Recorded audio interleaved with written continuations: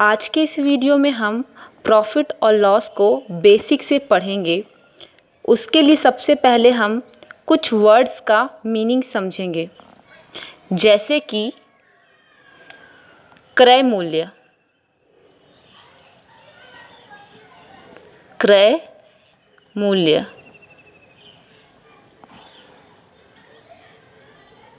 जिसको हम cost price कहते हैं।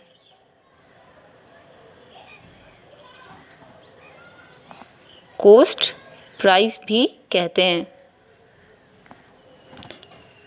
इसको शॉर्ट में सीपी भी कहा जाता है, क्रय मूल्य को। इसका मतलब होता है कि कोई वस्तु को जिस मूल्य पर हम खरीदते हैं उसे क्रय मूल्य कहा जाता है। जैसे कि कोई दुकान में हम एक बैट खरीदते हैं 100 रुपये में, तो वो हमारा क्रय मूल्य हो गया, यानी कि कॉस्ट प्राइस। मतलब वस्तु को खरीदने के बदले जितना हमने पैसा दिया वो हमारा कॉस्ट प्राइस हो गया। या फिर किसी वस्तु को बनाने में जितना हमारा पैसा लगा वो हमारा कॉस्ट प्राइस हो गया। अब है हमारा विक्रय मूल्य।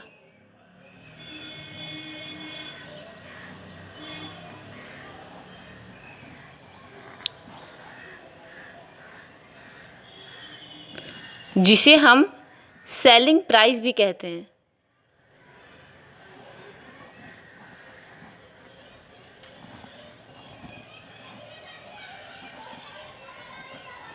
इसको शॉर्ट में एसपी भी कहा जाता है।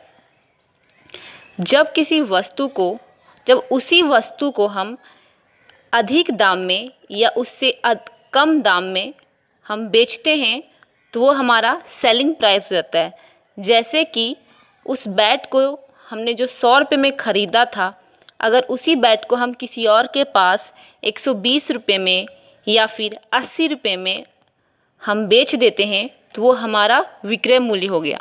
ठीक है, मतलब कि किसी वस्तु को हमने जितने पैसे में ख़रीदा था उससे अधिक पैसे में या उससे कम पैसे में हम उस वस्तु को किसी और के पास बेच देते हैं तो वो हमारा विक्रय मूल्य हो जाता है, सेलिंग प्राइस, जिसे शॉर्ट में एसपी भी कहा जाता है। अब है हमारा लाभ, यानी कि प्रॉफिट।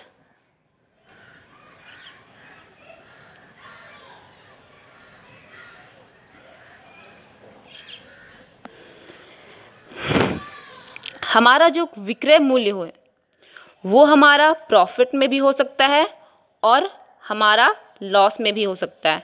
ठीक है, जैसे कि अगर हम बैट को दुकान में 100 रुपये में ख़रीद लिए और फिर हमारे किसी फ्रेंड ने कहा कि ये बैट मुझे दे दो, तो मैंने उसी बैट को उसे 150 रुपये में बेच दिया।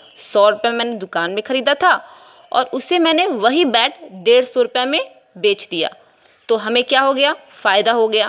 कितने का फ़ायदा हो गया? 50 रुपये का फ़ायदा हो गया। तो यही हमारा लाभ हो गया, यानी कि प्रॉफिट। अब है हमारा हानि,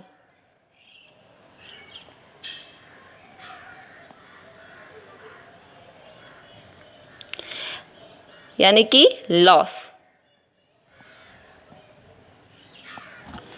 अगर मैंने उस बैट को 100 रुपये में दुकान में ख़रीदा है और मैंने अपने फ्रेंड के पास बैट को 50 रुपये में बेच दिया।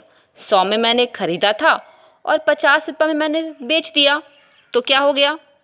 अधिक दाम में ख़रीदे हैं, कम दाम में बेच दे रहे हैं, तो हमारा हानि हो गया। तो यही हमारा लॉस हुआ। तो विक्रय मूल्य हमारा प्रॉफिट में भी हो सकता है और लॉस में भी हो सकता है। अब हम एक और चीज़ जानेंगे, मार्केट प्राइस, यानी कि अंकित मूल्य जिसे कहा जाता है। अंकित मूल्य, जिसे मार्केट प्राइस भी कहते हैं।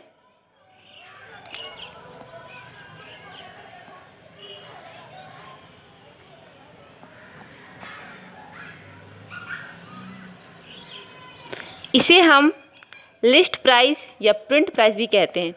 जैसे किसी दवा में ₹50.25 लिखा है, ठीक है, तो उस दवा को हम उससे अधिक मूल्य में नहीं बेच सकते। उसे हम या तो उसी मूल्य में बेच सकते हैं या उससे कम मूल्य में हम बेच सकते हैं। अगर हम किसी कस्टमर के पास उससे अधिक मूल्य में बेच देते हैं और उस कस्टमर के पास उस दवा का अगर स्लिप होता है तो वो हमारे खिलाफ केस भी कर सकता है। इसीलिए हम दवा में जितना प्राइस है उस प्राइस के बराबर या उस प्राइस से कम प्राइस में हम दवा को बेच सकते हैं, पर अधिक प्राइस में नहीं बेच सकते।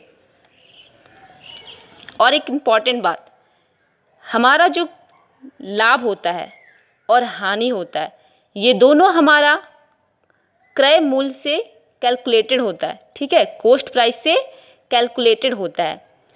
मतलब अगर हमें लाभ निकालना हो या हानि निकालना हो तो उसके लिए हमें क्रय मूल्य पता होना चाहिए। जैसे सपोज़ अगर हम आपसे बोलें कि मैंने एक टीवी है उसको ₹500 में बेच दिया, चलो मुझे बताओ कि मुझे प्रॉफिट हुआ है या लॉस हुआ है।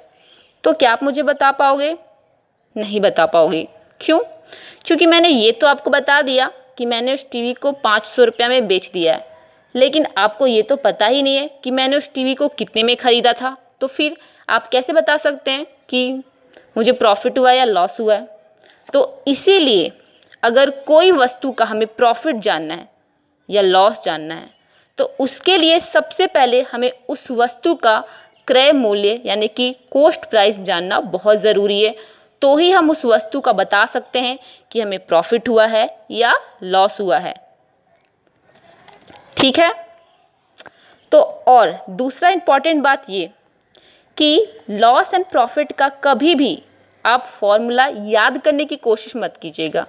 जितना से जितना हो सके आप उसको समझने की कोशिश कीजिएगा। जब आपको पूरा कॉन्सेप्ट बहुत अच्छे तरीके से समझ में आ जाएगा तो आपको फॉर्मूला याद करने की ज़रूरत कभी नहीं पड़ेगा, ठीक है।